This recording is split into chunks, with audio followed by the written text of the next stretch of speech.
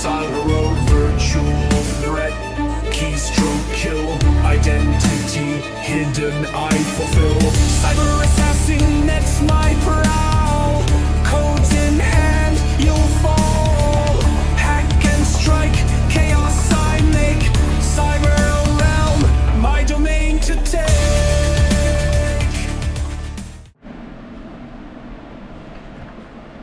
Before we slip into unconsciousness, may I have another kiss until we meet the dead.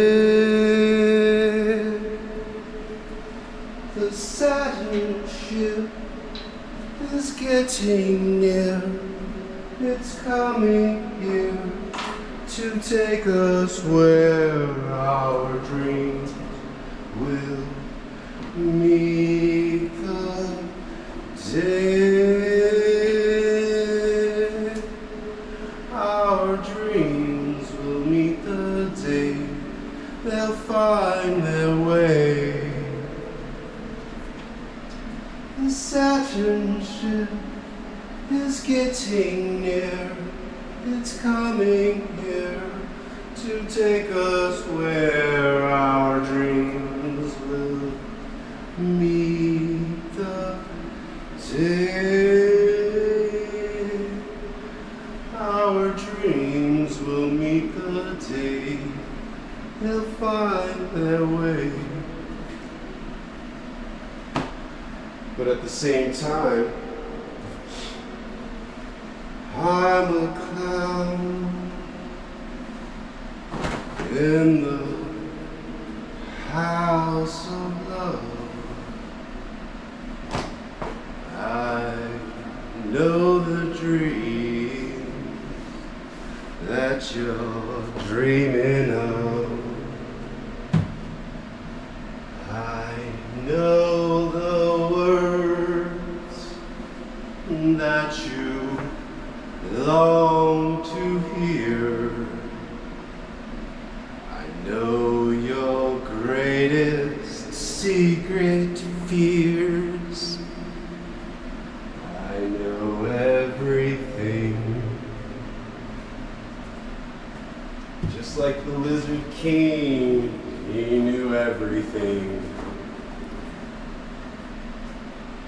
Always talking about the watchers on the wall.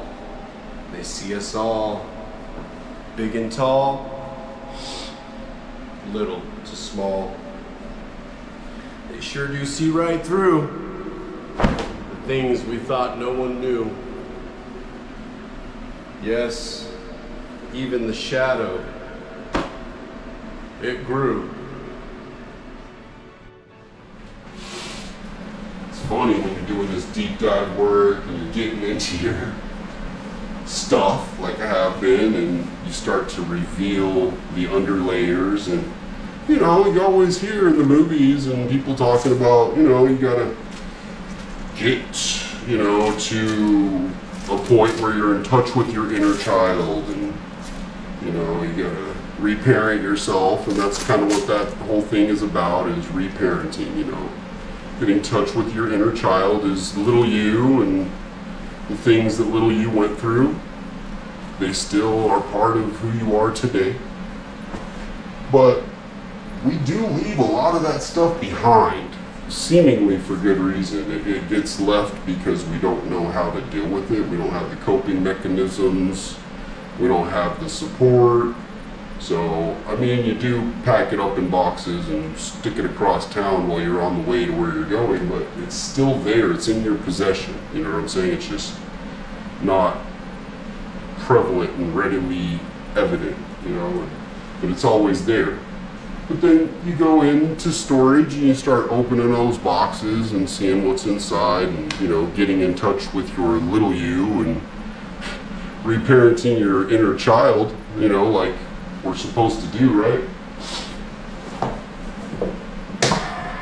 Well, what if your inner child is a mean, spiteful violent little fuck. You know?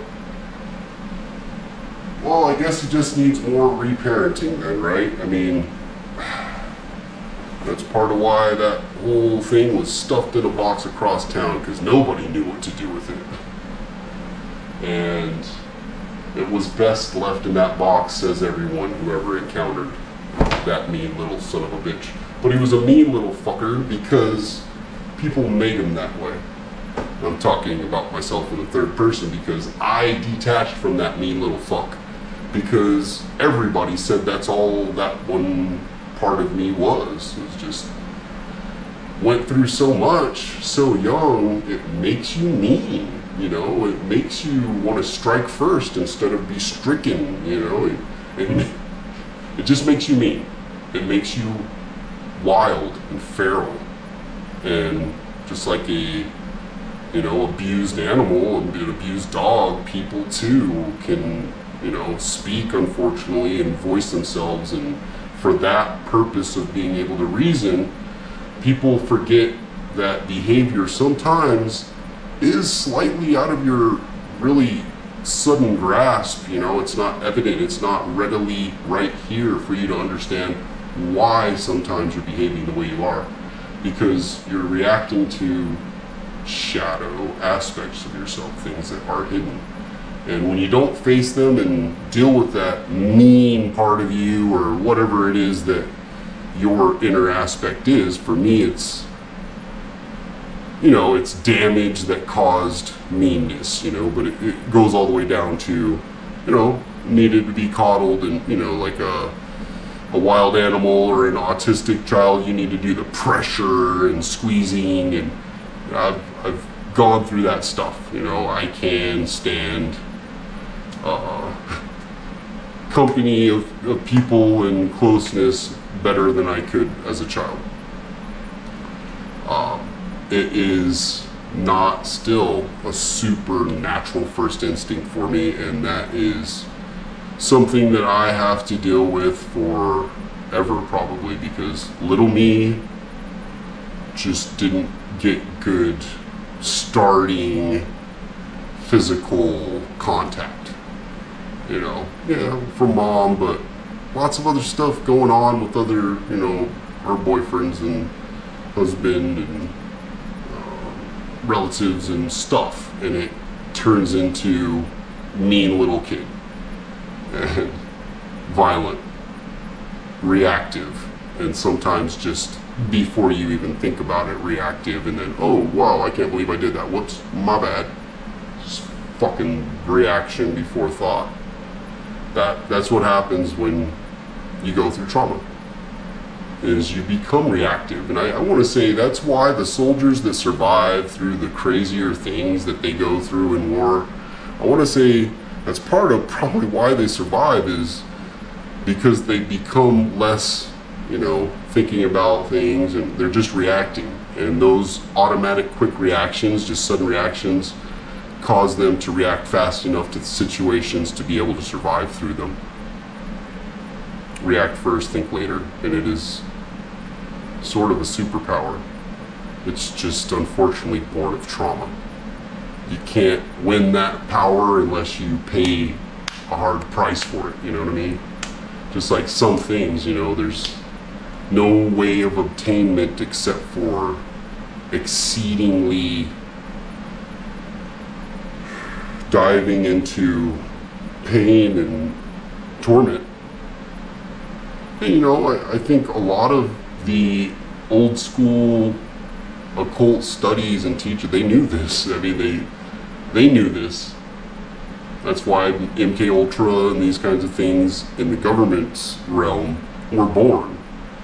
They understood that psyche and trauma and pain, these things were keys to unlocking certain capabilities and manipulating them, which, you know, unfortunately has been done to a fair amount of people. The evidence is out there. It's not conspiracy theory, okay? It's a real, actual thing that happened. These studies happened. Tucson, Arizona, University of Arizona was a huge hub, Berkeley, for psychic studies, psi research, MK Ultra, and government research with, we got Raytheon, all these other deep government, black budget corporations that work in the realm of things that the normal public doesn't ever think will be real, but they've been working on it since the 30s. You know what I'm saying? Like, their reality and our reality in between do not meet. The breakaway society is a real thing, and they've been living, a completely different reality from the serfdom for quite some time. Their tech is not our tech. Their reality of travel and space travel and these things that are barely an idea and we'll figure it out in another 30 years for us, they've had for possibly forever throughout millions of years of our true existence as human beings on this planet, off this planet, other planets. It's time to grow up, folks. You want to stay little world and think that it's just us humans, and it's just us. We're the special ones. And all these other species of life on this one planet, like millions and millions and millions of life forms on this one little thing, and there's no life anywhere else. Does it seem a little bit like possibly the Earth is maybe Noah's Ark or something? I mean, everything's represented in one place, and we're traveling through space, following a giant engine somewhere with a habitat that keeps us safe from space. You know what I mean? It's like it's a spaceship. Like, Earth is a spaceship in essence, in effect and function. We are on a spaceship traveling through space, folks. We really are. Us and all these other inhabitants of our planet, these other living beings that we eat and kill and along the way aren't making it. Some of them aren't making it. Guarantee there will be a few of us left and cockroaches, but some of the other species may not make it because we needed more space.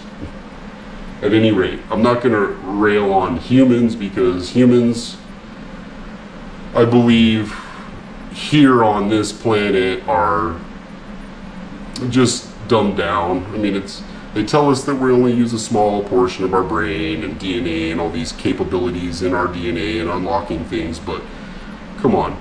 They have the keys now. They know how to unblock and change DNA code. Very well they also know that we are governed like you govern an engine that goes 300 miles an hour. They govern it down to 80, but it can go 300. It's on purpose. We're limited spiritually, mentally, physically.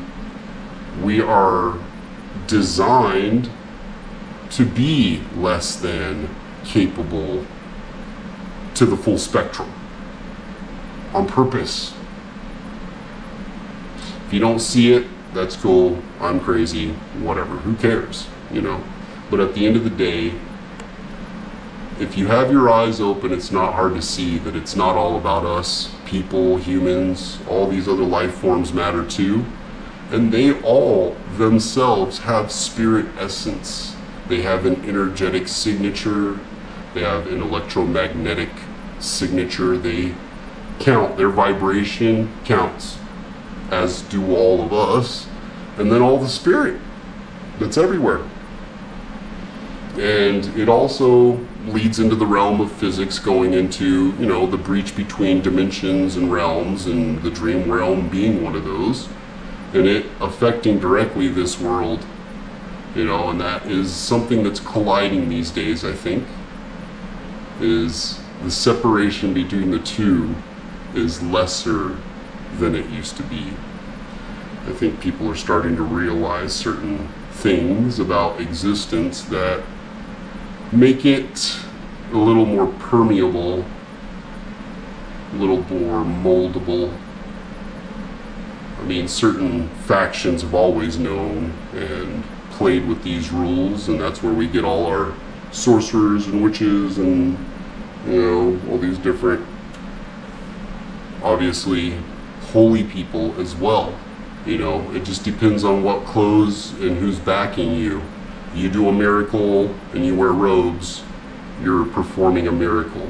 You perform a miracle and you live in a small house with herbs all over, you're a witch. Same action, same function, different setting, different perception. Same spirit though, you know what I'm saying? Like, good is good is good is good, bad is bad is bad is bad, and what clothes you wear matters very little.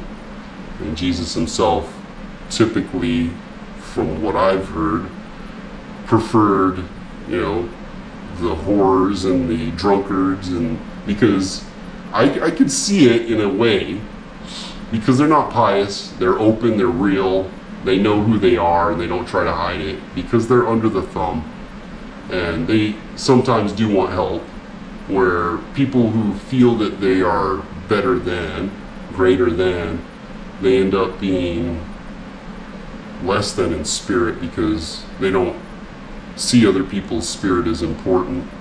They just see them as less than. They measure everybody from themselves rather than by who they are and who they can be. They look at them as they're less than me, and they look down on them. I don't want to say everybody's like that, of course, and everybody's not like that. And sometimes people, who aren't like that all the time are like that, because we all are very changeable, and you got to forgive yourself if you are, It's just what it is. It's life, We all are human. That's why, sin is forgiven and whatnot if you ask for forgiveness, because we're not perfect. All of us are born in this flesh suit, and tell you what, all this spirit knowledge and connectivity and being able to understand right from wrong does nothing to what lives in this body by itself, separate of my spirit, my mind. The body has its own desires. It gets hungry. It needs air. It gets thirsty. And it also wants sex. It wants pleasure. It wants excitement. It wants the adrenaline rush. And I have to supply my physical body with these things in a safe manner. In a manner that is okay for other people and me, and not crazy or wild or unmeasured. It's fun, and it has been so much of my life to do fucking wild shit, and who cares, and fucking how the fuck did I get here, and now, no way, man, you know what I mean? Like, I definitely don't want to get in a situation or put anybody in a situation that they shouldn't or wouldn't want to be in, and that requires sobriety, it requires presence, and it requires clear intent and connectivity with your own inner voice and your own inner spirit and others. It includes having that empathy to actually connect and feel other people. And more importantly, if you are an empath, have your off switch figured out real quick. Be able to turn it off and shut it down and put your shield up in a hurry if you need to, because empaths are the favorite food for narcissists, right? So if you have that energy where you are a healer, you have that energy where you're magnetic and people just gravitate towards you, they pour their heart out to you and open themselves and say things that they don't tell anybody else in a matter of just first meet them. If you're that person, where's your shield? You know what I mean? Where's your block? Because it's all good and fine to be nice, but not at the expense of your own energy. You can't help if you don't exist. It's important to know that. Something I like to tell people is, in lifeguard training, Coast Guard or lifeguards in general, when they are talking about saving people in a drowning situation and you're in deep water, they say, speak to the person, try to help them, but they're freaking out, they're gasping, they're drowning. It is your job. You came out there to save them, so you want to get them on their back and roll them over and float them and get them to get air. But if they start grabbing you and pulling you under and they're fighting you and they're gonna drown you,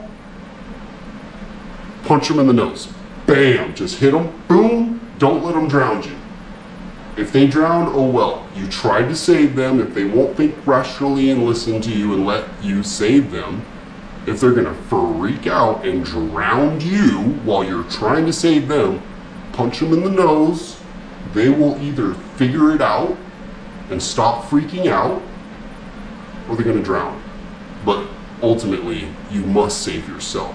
Well, life is like that. Life is like that. You want to save people, you want to be nice to people, that's all good and fine. Just know that there's plenty of narcissists and, parasitic and, predatory people out there that will take advantage of a God-guided, pure soul who wants to help people and take advantage of you